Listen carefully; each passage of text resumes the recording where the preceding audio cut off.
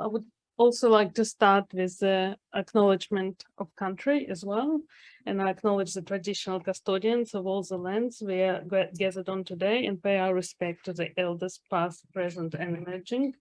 I also acknowledge our gratitude that we share this lands, our sorrow for some of the costs of that sharing, and our hope and belief that we can move to a place of equity, justice, and partnership together.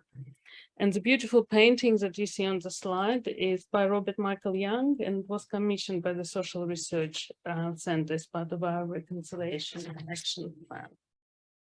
So if you haven't Googled the history of Belz lecture, you might be interested in finding out that it was established in 1969, not surprisingly, in honor of Maurice Belz, the foundation professor of statistics at the University of Melbourne.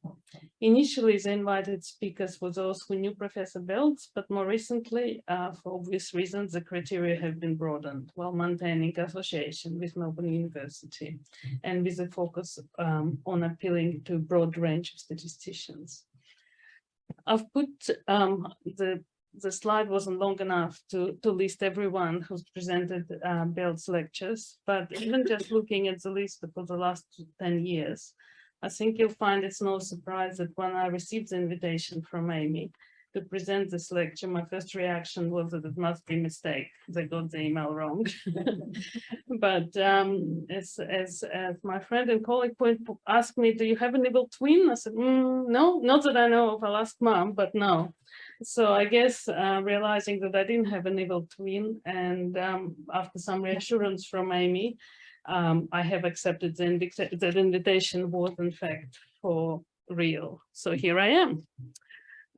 So this mild shock, I guess, and disbelief got me thinking about how I fit into the society and statistical profession more broadly. There are many in our professional community who work outside of statistical hubs and universities, and a few other organizations who are lucky to have teams of statisticians. So I suspect I'm not the only one who asks myself on a relatively regular basis, am I really a statistician? Although having a chief statistician in my job title has helped me a little to come to terms that I am a statistician. What is my value here? How do I influence information gathering and processing, and especially good decision making? Are my knowledge and skills are still current enough and deep enough? And how do I find the time and resources to keep up to date with my technical knowledge? And how do I know which methods are too complex and which ones are too simple for my context? So when I refer to when we think about applied statisticians, I also think that this term might mean different things to different people, and is somewhere on the continuum from having statisticians who develop new theory and publish papers and books to solve applied problems, statisticians who work in collaboration with research professionals, computer scientists, physicists, medical clinicians, and many others, to help with design and analysis of studies and preparing statistical method sections and peer review papers. Statisticians who work in consultancy environment and rarely contribute to peer review publications, and those who work on their own or with other data professionals in departments, businesses, not-for-profit organizations, doing what we call data, preparing reports, and sometimes being consulted on design analysis, but often working within organizations and organizational constraints that would make it hard to develop or even apply statistical methods. I spent my career in a mix of those environments, so I thought sharing some anecdotes and examples of situations that stayed with me or have happened repeatedly might help others in the profession to realize they're not alone and come to terms that they are in fact a statistician, irrespective of what environment they're working in, and also maybe provide some entertainment for the rest of you who already know you're a statistician. So the rest of my talk today is structured sort of according to those themes or common themes that I've encountered, and I think you'll recognize some of them. So just a quick question, just stop there for a minute. I'll just ask you a quick question. It won't take long. Something is urgently due tomorrow. Can we just figure it out right now? The deadline, can't move it. The world will stop if we don't finish this tomorrow. I've never seen this problem before. I don't know what statistical methods I'm supposed to use. And even if I approximately remember what it is, I don't know if I actually know how to do it. The quality cost time trade-off triangle, I think we'll talk a bit more about it, but it's something that keeps recurring irrespective of where I work or what I do. And then the problem of overcomplication versus oversimplification. And if you're wondering how the blueberries fit into it, and if you haven't counted them all on my title slide, I'm afraid you'll have to wait until the end of the talk to find out what's going on with that. So you're stuck here. So let's start with the first, just a quick question. And everything I do and everything I talk about, I haven't done on my own. It's been in collaboration and with assistance and support of many, many people in my team. I haven't tried to acknowledge as many people as I can throughout the slides and also at the end. But this particular one, Sam Slamage, is here today. Thank you, Sam. So he's being embarrassed now, right? So let me start with the favorite type of question that I think most statisticians have come across at some point in their career, and that's to do with statistical significance. And I'm not going to go over all the literature and discussion about why p-values shouldn't be used or how they should be used correctly. Let's assume that we all agree that p-values, we need to move on from p-values, but not a lot of our clients do. Let's also accept that this will continue to be an area that we will need to keep educating our clients and colleagues in. And let's also be realistic and accept that p-values are probably not going to disappear in a hurry. So rather than recapping on all the research, what I'll do is talk you through an example that is a little bit left field and give you a little bit background where it's coming from. Is my area of applied statistics primarily in sampling and estimation methods, and including survey weighting. There are not a lot of training opportunities in this field in Australia. And if you're interested in these trainings and outside of the official statistics organizations, such as Australian Bureau of Statistics and probably University of Wollongong, where David Steele has developed a group working in these methods, you really need to go internationally if you're interested in this area of statistics. Joint program and survey methodology, which was established at the University of Maryland and is a collaboration between University of Maryland, University of Michigan, and Western. If you want to do it face-to-face, or potentially international program in survey and data science, which is an online educational program that has finally arrived in Australia in 2022, thanks to the Statistical Society of Australia and the Social Research Centre. And you wonder why it doesn't matter where online program is. It actually includes face-to-face tuition, and it's a little bit tricky doing it at 3 o'clock in the morning, which is what happens if you do it on the international timetable. Anyway, moving on. In the official statistical context and in most textbooks, sample estimation is pretty straightforward proposition. You basically select a random sample and then you use weighting to account for complex design or other imbalances in the sample. In practice, as neatly summarized by Andrew Gelman in his provocative article in 2007, survey weighting is a mess. For example, ideally, each outcome of interest should have its own estimation solution, its own weighting solution. In practice, however, our clients want a single solution that covers a multitude of different outcomes, but it is also simple and repeatable. Talking of trade-offs, there's really rarely single correct weighting solution, and I'll talk a little bit more about these trade-offs later in the talk. But how does it link into statistical significance question? Well, the question that I had from one of my colleagues was, here are two weighting solutions, I get two estimates. Is the difference between those two estimates significantly different or not? So if all you statisticians here, how would you approach this problem? What kind of test do you think you might do? Well, let's start with the t-test, right? We all did t-test in school. Maybe it will work. So, well, if you look at it as a single sample t-test, and it doesn't really work, it's because it assumes a single sample, and you're looking at difference between groups within a single sample with the same variance. But we're not comparing different groups, right? It's exactly the same sample of people. All you're comparing is an estimate that's derived with two different set of weights. Maybe two sample t-tests will work. It's still no good because it assumes independent samples when you're doing the two sample t-test, but you're actually having one completely 100% overlapping sample. What about repeated measure? Can we pretend that it's two repeated measure samples? I don't think that would work because you only measured each quantity from each person once. So something is not quite right. I mean, it's a simple question. Is the difference between estimates significant or not? This is where Sam comes in, because he recently graduated and he said to me, the definition of p-value is that it measures probability of obtaining observed results.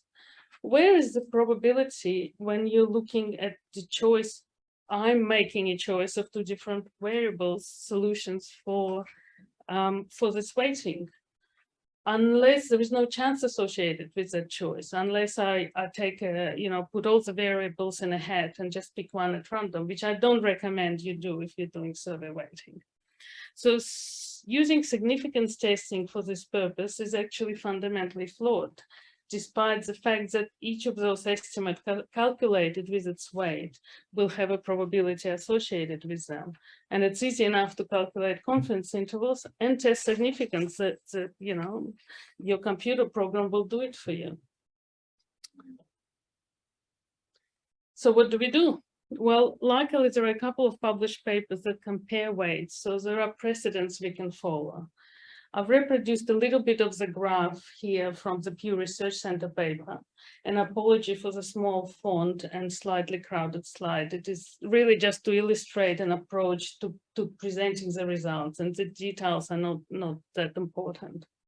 Hopefully you can see that the authors compare weighting solutions with and without political variables in them, and show how far each estimate, including those variables, is from the corresponding benchmark, so they know what the correct answer is.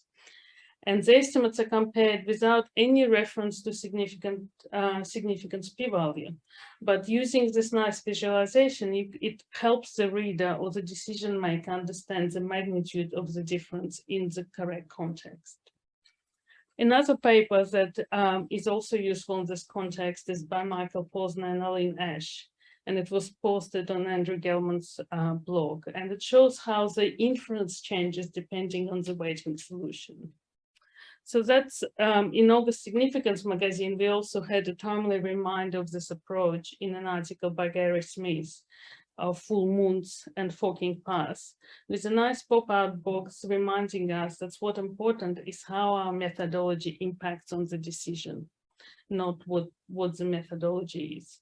And while this specific problem is unlikely to come your way, it is an example of typical problems where a quick question that appears to have a superficial statistical solution actually needs additional thinking and going back to first principles of statistical theory to provide good advice, even when that advice is not what the client or colleague has asked for. So to give you a little bit of break from my voice and to see something else, I apologize if you've seen this cartoon before, but if you work in biomedical research, I think you'll find it quite, I used to laugh through tears when I watched it, and it's really a really good way of describing it. I don't think I can do it any better. So I'm just going to play it. It's about 3 minutes or something like that, and have a drink and enjoy the show. I have a study, and I need to know how many patients I need. I think I only need 3 patients. Okay, what kind of study is it? I'm doing a lab study. Can I just use 3 patients? That depends. What are you trying to show? We always use 3 patients. Okay, what are you trying to show? I'm trying to show that drug A and drug B are better than only drug A. How are you measuring if it is better? We are looking at apoptosis. Can we just use 3 patients? What kind of measure of apoptosis? Do you know how variable that measure is? We always use 3 patients.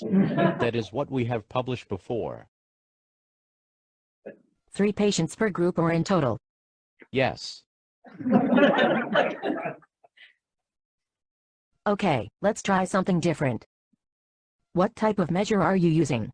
And is this an in vitro study? An in vivo mouse study? It is an in vitro study of patient samples, and we are looking at measures of apoptosis after treatment with drug A and drug B versus drug A and control, and drug B alone. Oh, how many groups are you analyzing altogether then? My grant is due tomorrow. I just need to know if I can just use 3 patients per group. Okay, well, you probably should have come to me earlier for help with this. All I need you to do is tell me that 3 patients are okay. So, it is not that easy. Your marker for apoptosis may have a large amount of variability associated with it that could make it difficult to ascertain differences based only on 3 patients per group. It also depends on what kind of outcomes you are looking at. Are you looking at normalized changes in expression levels from baseline?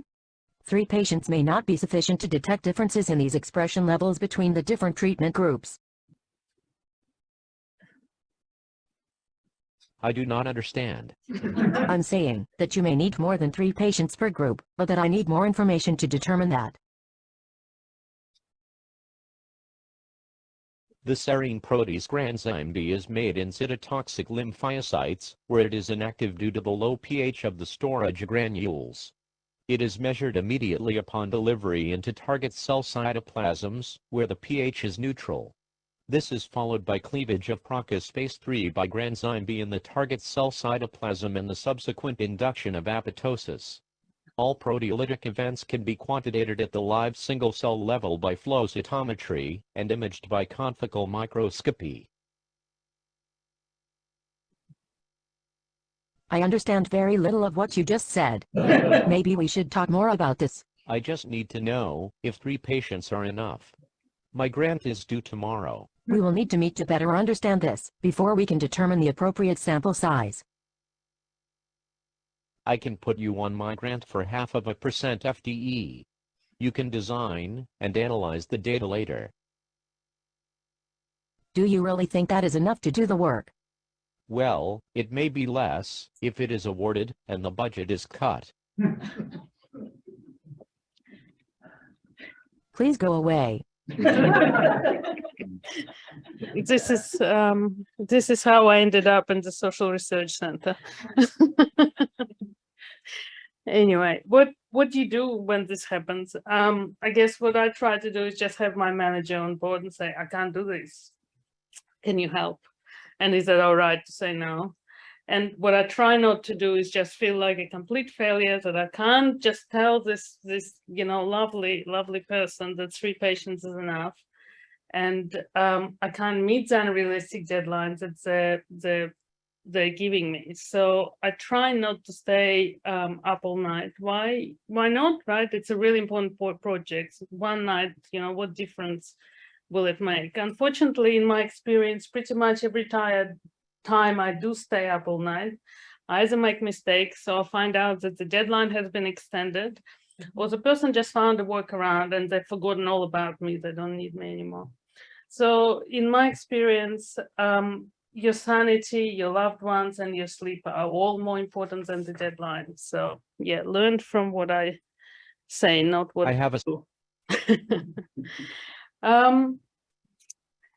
One of the things that stayed with me from my early days at the Bureau of Statistics is a talk that Susan Lineker gave to us as part of sort of induction of new statisticians.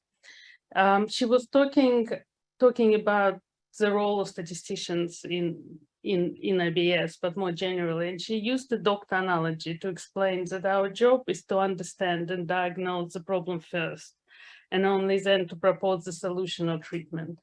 And that analogy stayed with me, and I use it a lot to this day. I suspect that some doctors, like some applied statisticians, also have anxiety before meeting a new client. What if I don't know the answer to the question? If I don't know how to solve the problem, don't remember the right methods, or not sure how to apply it, or I've never done it before. But I also think that, like doctors and probably most other professionals, we have a process to get from this initial state of panic to a solution. A lot of the time I find that when question sounds really complicated or the terminology is not familiar to me, it is something that I know under a different name. Figuring that out requires setting aside a sense of acute embarrassment. I'm sure I'm supposed to know this. I must be very incompetent not to recognize these methods. Back to school for me kind of self-talk, and ask questions like, what do you mean by this? Where have you seen this before? Do you have a reference for this? And most of the time, answers to these questions will allow you to translate from whatever foreign language the other person is speaking into the terms that you understand, or at least know how to find about. Sometimes there no amount of translation will help, but let's give it a go. So as Amy mentioned, at the Social Research Center, I have been working with my colleagues on establishing and supporting the first and only online probability life in Australia panel. These probability online panels are sometimes an uncomfortable hybrid of a longitudinal study and a repeated cross-sectional design. And what's the difference for those who haven't worked in this field? A longitudinal study aims to minimize attrition and top-ups because we are interested in understanding changes within a person or individual over time. It would also usually have a clear study focus. For example, Hilda will tell stories of the same group of Australians over the course of their life. LSAC will focus on development of children. However, the studies usually suffer from high costs, compounding biases, and what we term future inflexibility, which what we mean by that is that any subsequent expansion of the study or panel will diminish its value for longitudinal analysis and will complicate sample management across topics and clients, because as you add new people, you don't have any history about them, you can't do the longitudinal analysis. By contrast, a panel with a repeated cross-sectional focus arguably benefits from high attrition and more frequent top-ups due to reduce risk of conditioning and also ability to maintain a more contemporary sample. The main objective for the cross-sectional panel is to provide the most accurate estimate for the population of interest at the time of measurement. Think about COVID-19 vaccine uptake intention at the start of the pandemic, or attitude to lockdowns before the election. So what if we want to do both and use the panel for longitudinal analysis as well as providing high quality cross-sectional estimates? I don't think you'll find a textbook that answers that question. So let's try and follow the steps and go through the questions that I outlined earlier. So for this particular case, first question was for our clients was, what do you mean by a longitudinal sample? In this case, what they actually meant is they wanted panelists who responded across a range of specific ways that ask questions relating to COVID experience. And the more ways they responded, the more useful and valuable the information was to the client for the analysis of COVID experience. Second question was both for us and for the client. Does it matter if we just go and select all these panelists who answered all the waves about COVID and, you know, Bob is your uncle? It turns out that it does matter because the panelists who consistently respond over time are a bit different to those who drop out early or don't respond consistently. So if we just select those panelists that have responded throughout, we wouldn't get a good quality cross-sectional estimate, either for this client who also wanted a cross-sectional time and point in time estimate, as well as the longitudinal analysis, as well as for remainder of the clients who use our panel for other surveys. So does this problem sound familiar? It kind of did to me because we did work on blending of probability and non-probability samples. And it rang a bell that propensity response model and other matching methodology are used to create a pseudo-random sample in this non-probability based on line sampling context. So we thought, what if we apply the idea of the pseudo-random sample to create a longitudinal pseudo-random sample from our panel? It won't be 100% longitudinal, but we can hopefully maximize the number of those longitudinal panelists in that sample, as well as a little, sprinkle of the cross-sectional to give you a good representation.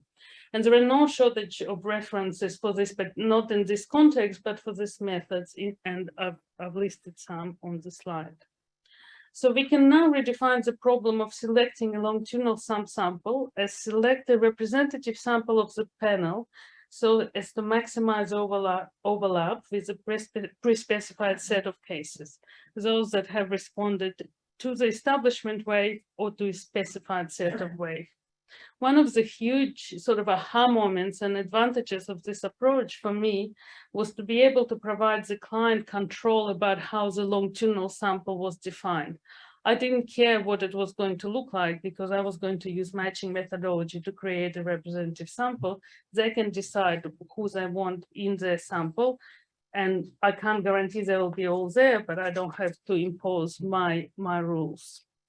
So the process for that was then, the first step was to create a simple, so on the left on the slide, the little red points are how the client defines their longitudinal cases, and the rest of the little dots are the rest of the panel. And in this particular illustration, the longitudinal cases were about 30% of the whole panel.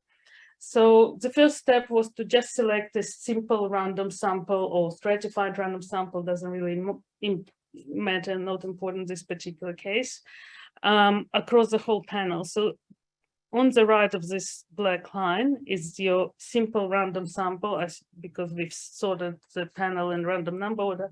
Again, not really important. And you can see that there is some, randomly we've selected about 30% of those longitudinal cases in that sample. And it turned out to be about 50% of the sampling selection. So the next step we do is we fit a propensity model, and which models the likelihood of a panelist being one of those longitudinal cases. And we create 5 propensity model classes.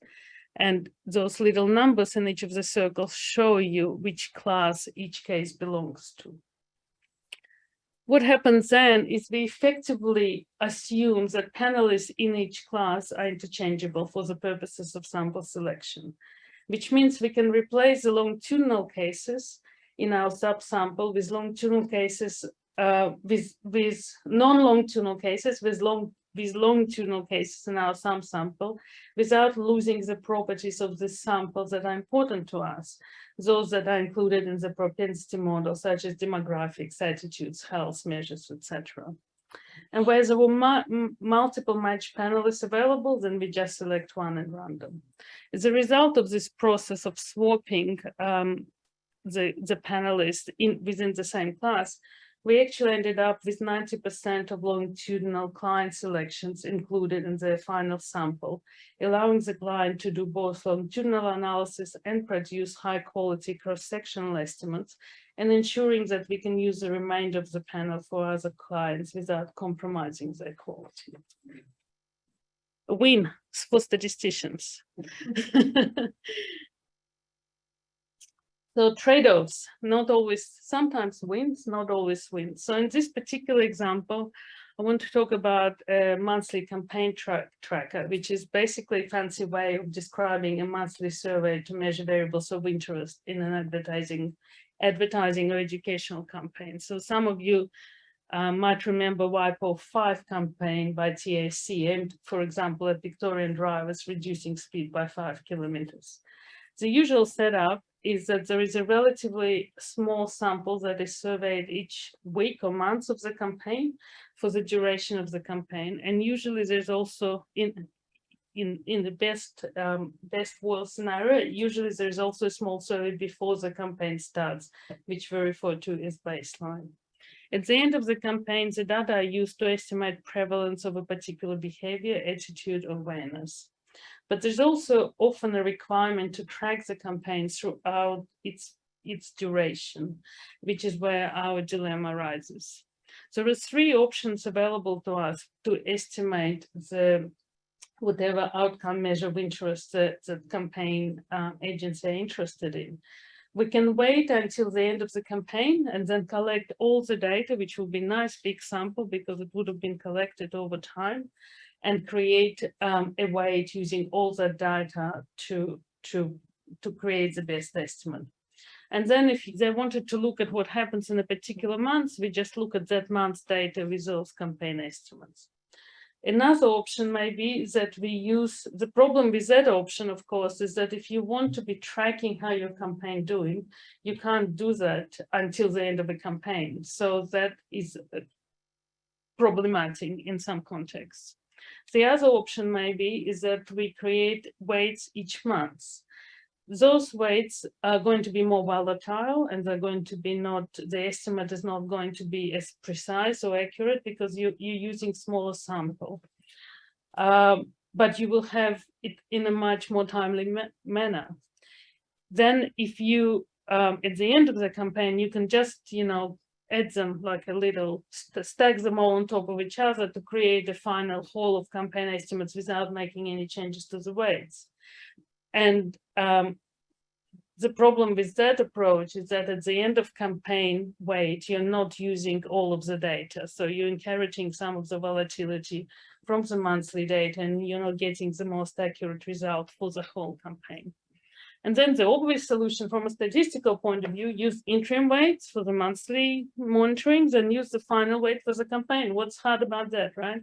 The problem with that is when you get to a client who is not a statistician, who uses this data for budget, policy, etc., they suddenly see discrepancy between what you've given them in month one and what they see at the end of the campaign. If you're using, they say, but different numbers. It's the same data. How can the numbers be different? We can't explain that to our managers. We need to have a consistent approach.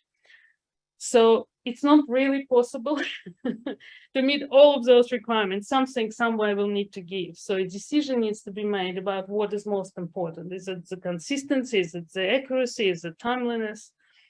And I'm sure every person in this audience have had to face similar trade-offs. Do you go with online opt-in panel for quick and cheap but not great prevalence estimates? Or do you allow for extra cost and extra time to get probability-based samples that will be more representative? Do you spend time investigating design and analysis options? Or do you go with true and tried, even if it may not be the best approach, but it's just quick and gets the job done? Do you look into possible additional data sources to adapt your data collection procedures for different types of respondents? Or do you treat everyone the same and live with greater differential non-response? But again, you meet the deadlines, you meet the budget. I suspect most of us probably find that it can be a little bit tricky to positively communicate to the client that only two sides of the triangle can be varied. Surely they tell us there is a magical trick. We know how to make it fit together. The little twist to this particular story is when we actually went to the data and said, well, how do we do this next time? And we compared the monthly, and by we, this is the royal Sam we, thank you, Sam. When we compared the estimates, using both monthly or interim weights and final weights, there was actually practically no difference or no difference for all intents and purposes. So the lesson here is sometimes real life data is actually simpler than the theoretical problem you're trying to solve. So have a look at the data before you lose sleep over trying to solve a difficult conceptual problem. But to be honest, I will lie if I would say that I haven't lost sleep over some of those questions or solved them to everyone's satisfaction every time. So, but keeping that triangle trade-off in mind does help me put in perspective some of those questions and dilemmas, and also to have a more collaborative relationship with the clients. on to my last question, I think it was overcomplication versus oversimplification. And this takes me back to the magical tricks, which is a recurring theme in my talk. I'll come back to it again. It's great to be able to find solutions for complex problems, right? And try new things. We like doing that. It's fun. And in my experience, it is also often a bit of an evolution. You start with something quite simple, realize where it doesn't work or where improvements can be or advancements can be made, gradually add this until it gets so complicated that you just can't manage it anymore. And then you start paring it back and simplifying it again, but with an added knowledge and understanding you gain through the process of complication.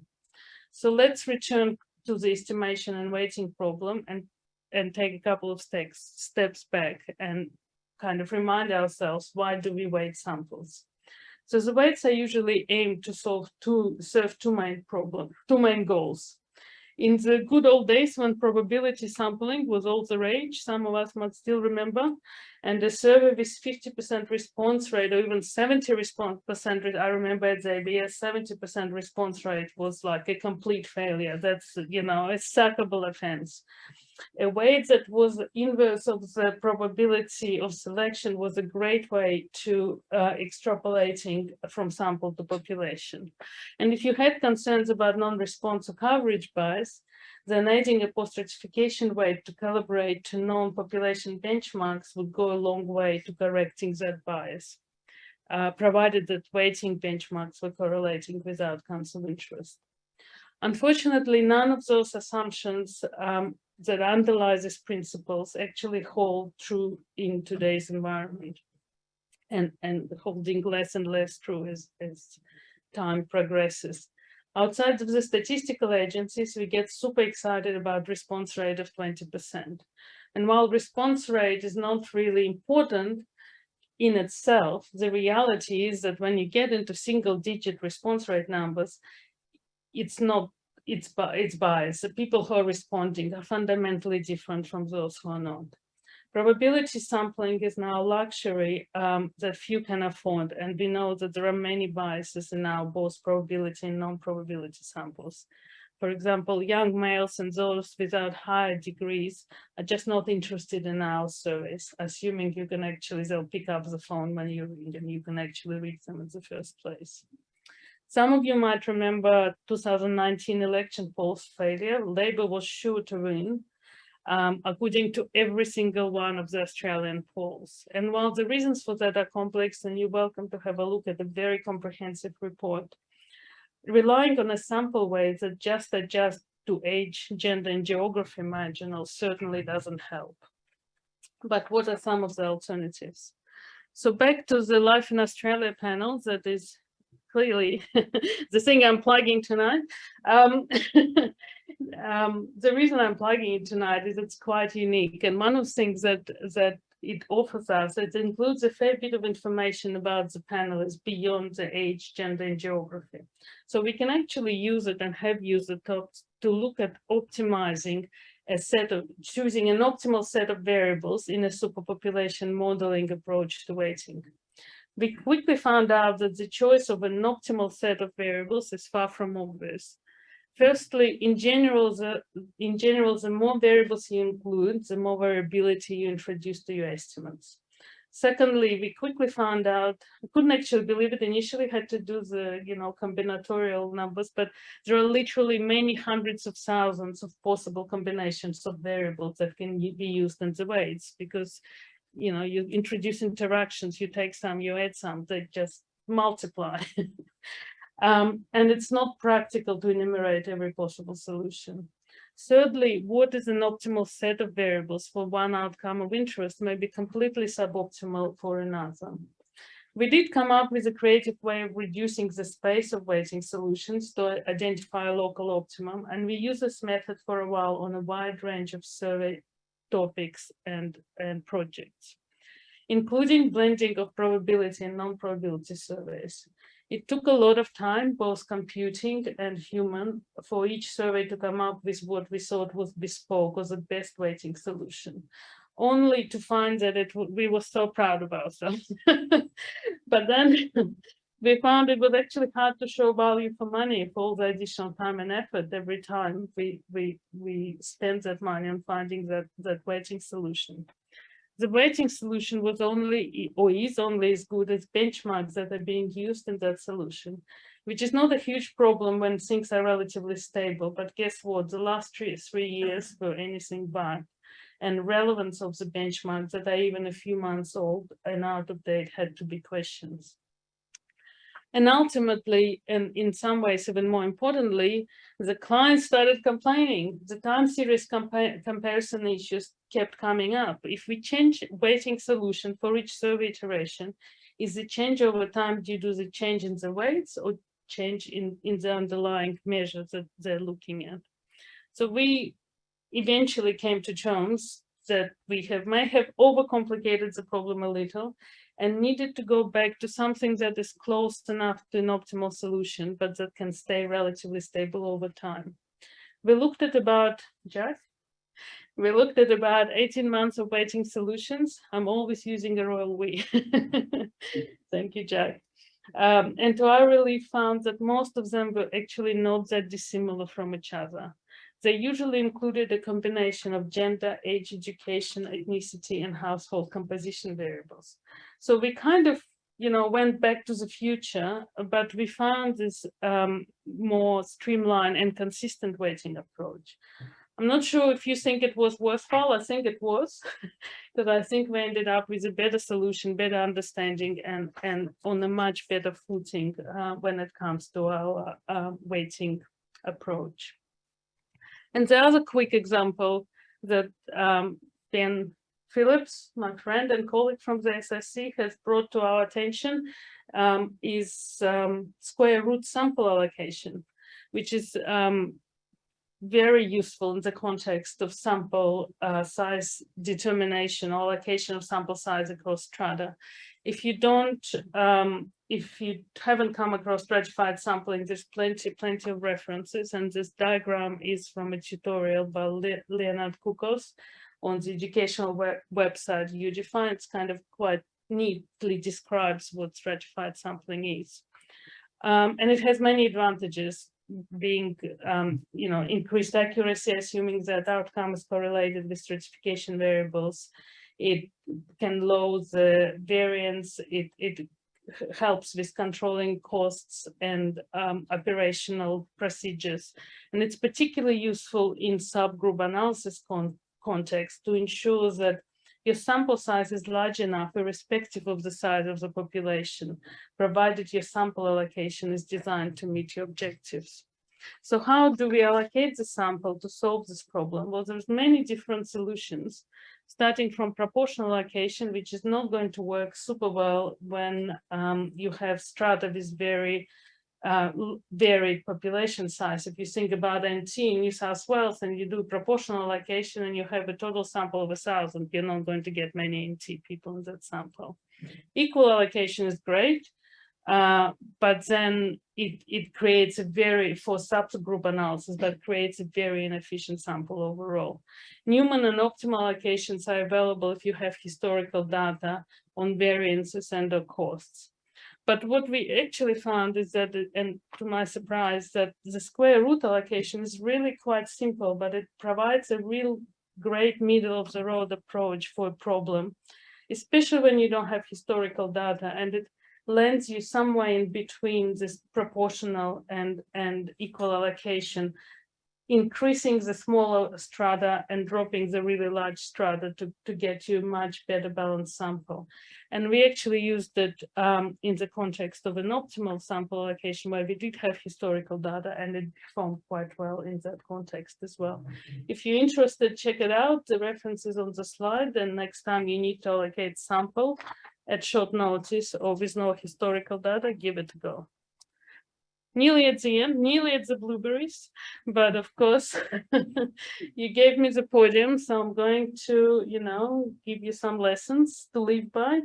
Well, actually, there's the lessons or rules that I live by. The rule number 1 is build rapport with your manager or executive. Help them understand what you do and support your manager to achieve their goals. Educate and encourage with examples and can-do attitude. You can't do it all by yourself.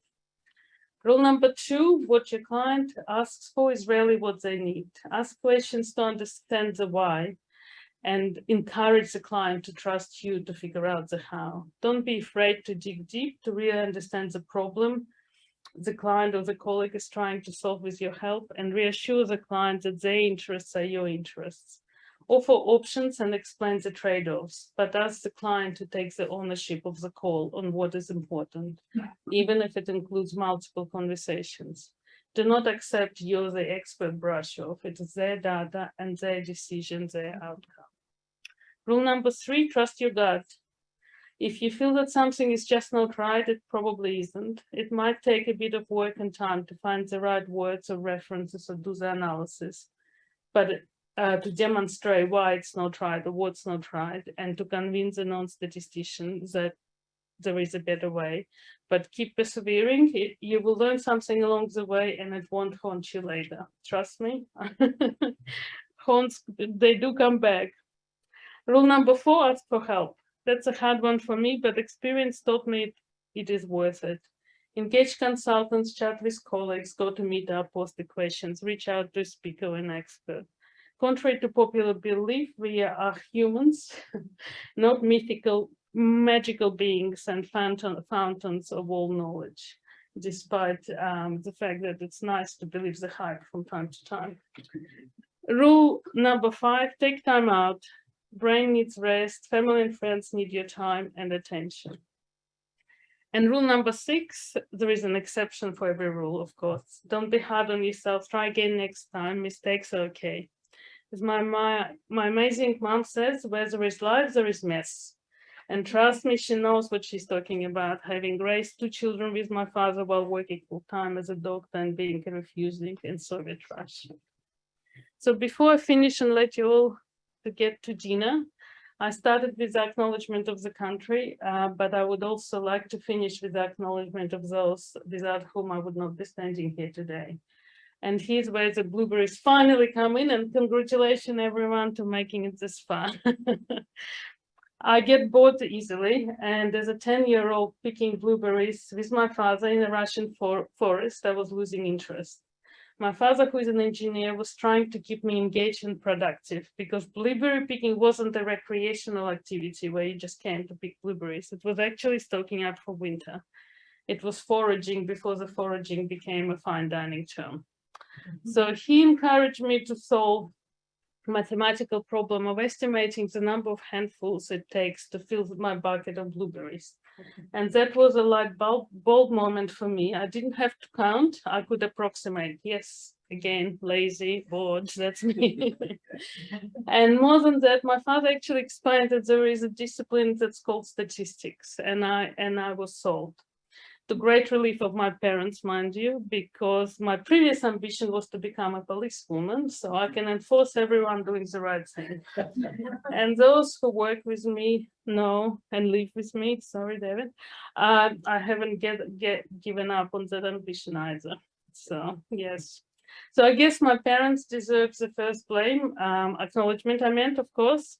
And my sister and my husband have been both incredibly supportive and patient, especially when it comes to middle of the night bright ideas, proofreading, providing ongoing substance, both for the soul and the body, as well as the rest of my family, my brother-in-law, my nieces, and my 2 puppies, who keep me grounded and sane, unless they're driving me mad. You know, that's families. There are also many others who I would like to acknowledge.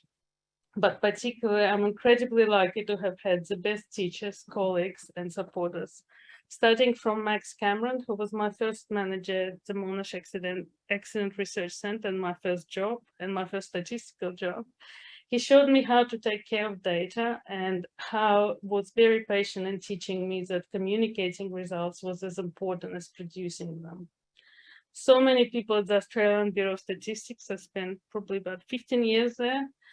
Won't be able to name everyone, but Vince Lazaro, Lynn Bismay, Sue Lineker, Chris Library, Andrew Henderson, Gus Board, Denise Carlton, Dennis Ward, Dennis True, and so many more who took a chance on me and encouraged my questioning and inspired me to be better and reach higher.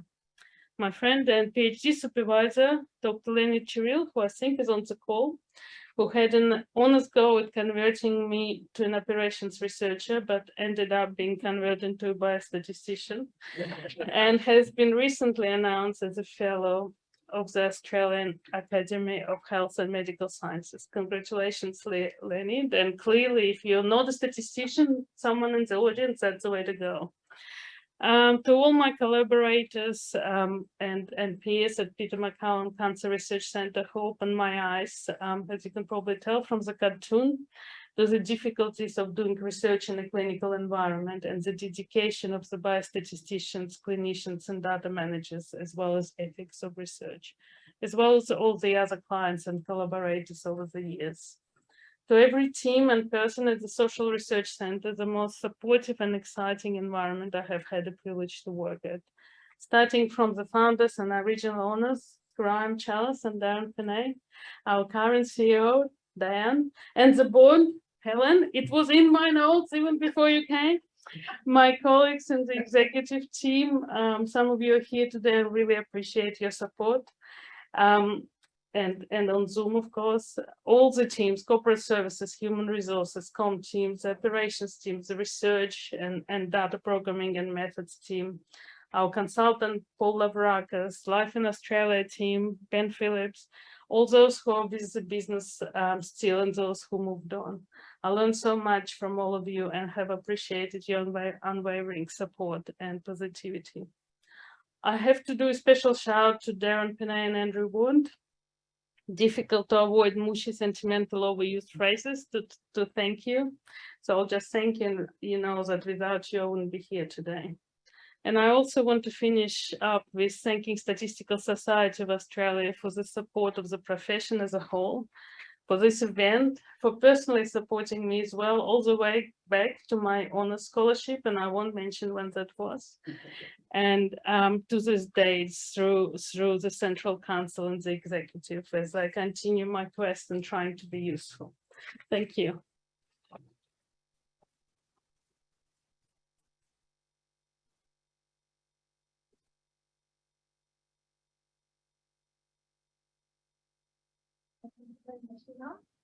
If you have any questions, if you could please wait until you get full of your mic. Any questions? Yeah. Oh, really clear. Yeah, well, I had a question. And I'll check the online talks soon as well. So my question is actually to do with if you have any experience around survey design. In particular, where I find difficult with surveys is that the questions that you put in can kind of maybe not be measuring what you're intending to. So I don't know if you have any experience in this particular area. Would you have any thoughts or recommendations about that? I would recommend Dr. Phillips in the last row, who he's our chief survey methodologist and also teaches a questionnaire design workshop that we can actually do as part of Stat Society workshop if there is enough interest. There is art science to it and method, and you're definitely right, it makes a big difference how you ask the question, and there are good questions and bad questions, but yeah, I come to a workshop. I'm very happy with that one.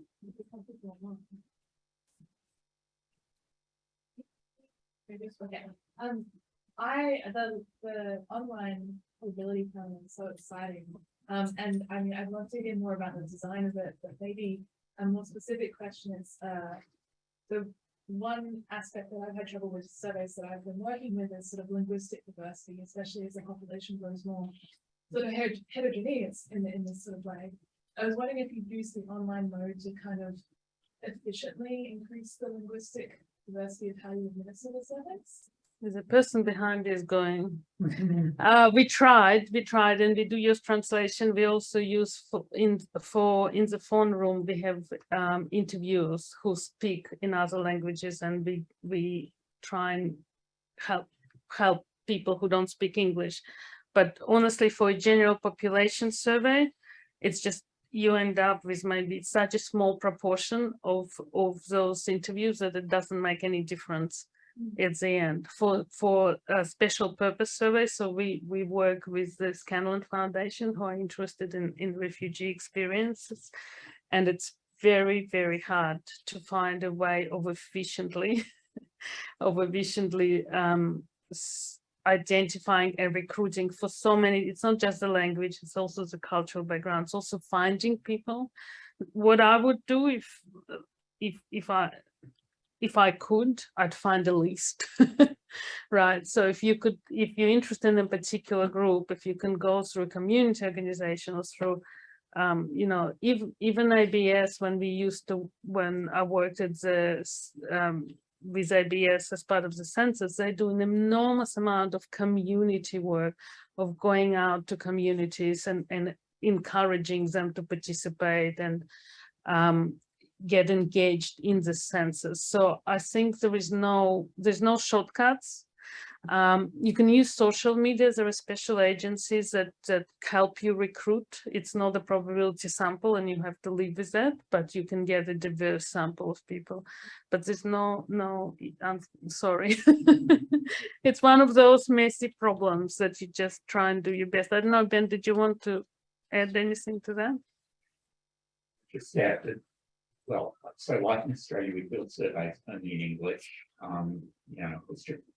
So I spent most of my career in the US, where at least there's one dominant non-English language. That's, you know, not what we have here. So you don't really have that option. And just simply the cost of translation will kill you once you're doing more than one or two languages. And the fun things like languages that don't have characters, or where like Burmese, where the line breaks have meaning. So yeah, lots of fun there. But it's your talk here, so I'll hand my phone back.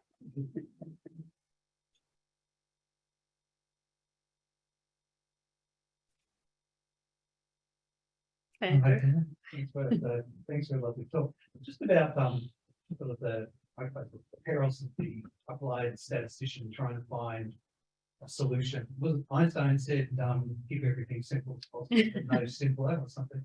You're always trying to find the solution that can do the job. But I guess what I've been finding recently is that, you know, a lot of standard methods got a lot of assumptions. So you say to the researcher you're working with, you know, there are more modern, maybe better ways to do it with less assumptions, and then you go down that path, and then there's computational problems, you got to solve that, and then more computational problems. And then so it's this endless cycle, weeks go by, and in the end you get the same answer. Yes. In the very first place. Yep. Wondering from, you know, in the survey, you sort of gave a bit of an example where that was the case there, but it's always in hindsight, because you don't really know it's going to give the same answer until you've gone through the whole. No, and I think there are some things that are too simple. So I can tell you that cell weighting by age, gender, and geography is too simple. It doesn't work. It doesn't take into account the survey kind of makeup of samples. You need to do, and the design weight approach. It's not too simple, but it just doesn't. We don't have the kind of probability samples that design weight makes sense. And in a Life in Australia panel, I didn't use this example today, but if you think about it as a panel, we recruited a sample of, say, 3,000 people. Lovely, neat, tidy, probability design, probabilities, everything is fine. 6 months later, we have to top it up with 16 to 19-year-olds. Then 6 months later, we have to top it up with another samples. And another 2 years pass, we have to do something else. And people are tried and recruit. What is the design probability? It's meaningless and useless. And exactly what you've done. The first time we did a top up, I sat down, right, Andrew? We sat down, we wrote down the probabilities. We're so excited. We solved the statistical problem. We apply it to the data. It doesn't work. So you have to go, then we kind of went through this, you know, cycle. We tried, you know, but ended up with a, sort of a mix of propensity model and so population modeling approach that actually is quite simple when you take it to its, to its core, it sounds complicated and it's a little bit difficult to describe, but, I don't think we have a choice. So it's this constant, push and pull, give and take. But I don't think, I think that what gives me job satisfaction. That's I think where I bring value, where I can say this is too simple. We've tried this, it doesn't work. Here is this kind of, it gives you the same answer, but it's more solid. It's more defensible. I think that's what gives me, makes me tick. So I don't have a problem with that. The researchers sometimes do, our budget sometimes do, but I don't.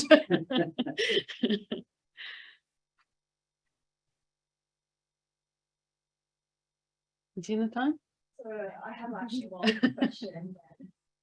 Because I saw the variables you presented, so it was gender. So I was wondering whether you actually do measure anything about the sex, or is it like It's gender when you do analysis?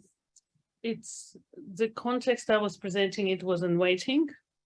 And the big issue we have, we collect more than the binary gender, and we're trying to follow the standard. The issue we have when it comes to weighting, to do the weighting, you need to have a benchmark.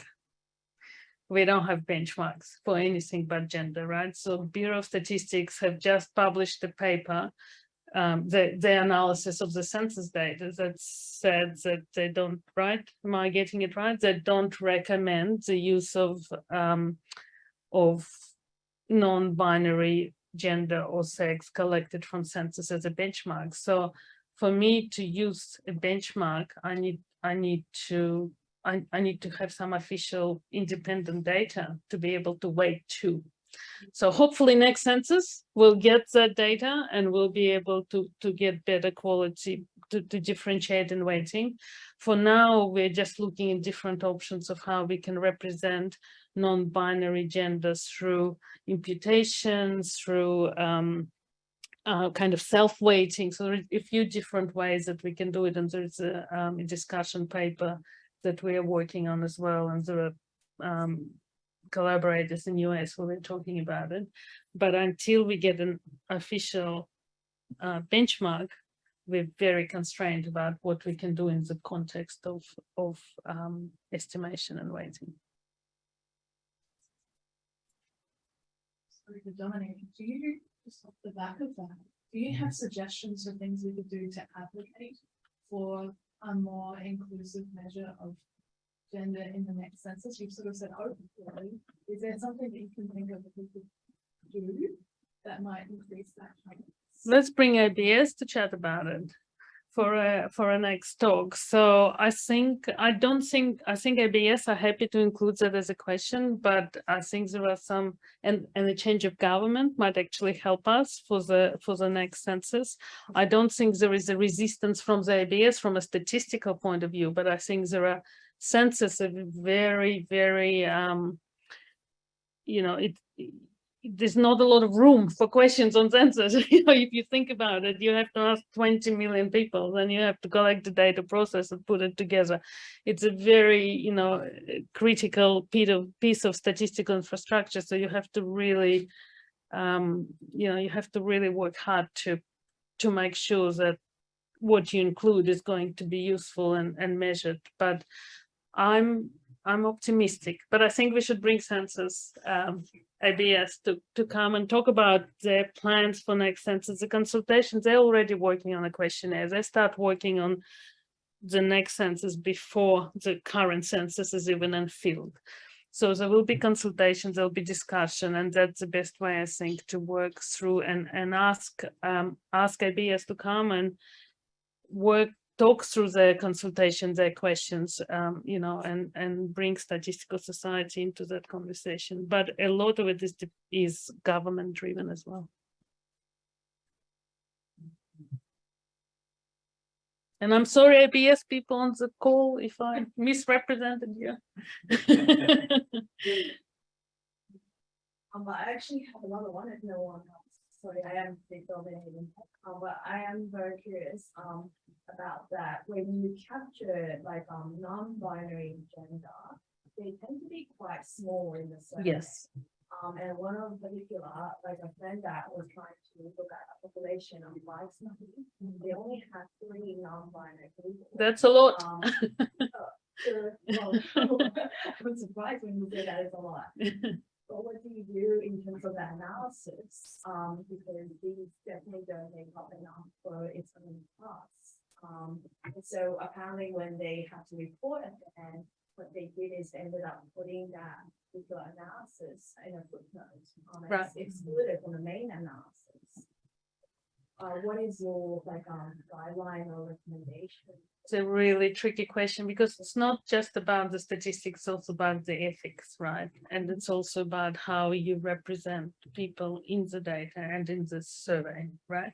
So from a statistical point of view, you say it doesn't matter, it's 3 people, it won't make any difference to the estimates. From an ethical point of view, it means that this whole group of people are not actually being represented in the estimates. So it's a you know, I don't think there is a simple answer. So one way we can do it is to use a self weighting mechanism. So those 3 people, whatever proportion of the sample they are, you assume that that's the proportion, that's their proportion in the population, and that becomes their weight.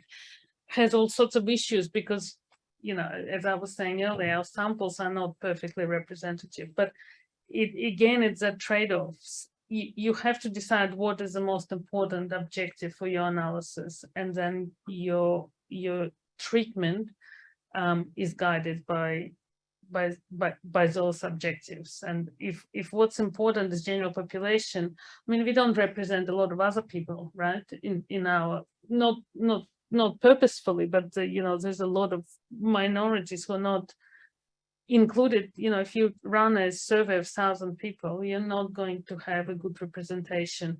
But for general population estimate, you'll get a good quality estimate out of 1,000 people. You won't get a good quality estimates out of 1,000 people of non-binary gender, right? So it's understanding the fitness for purpose of your data and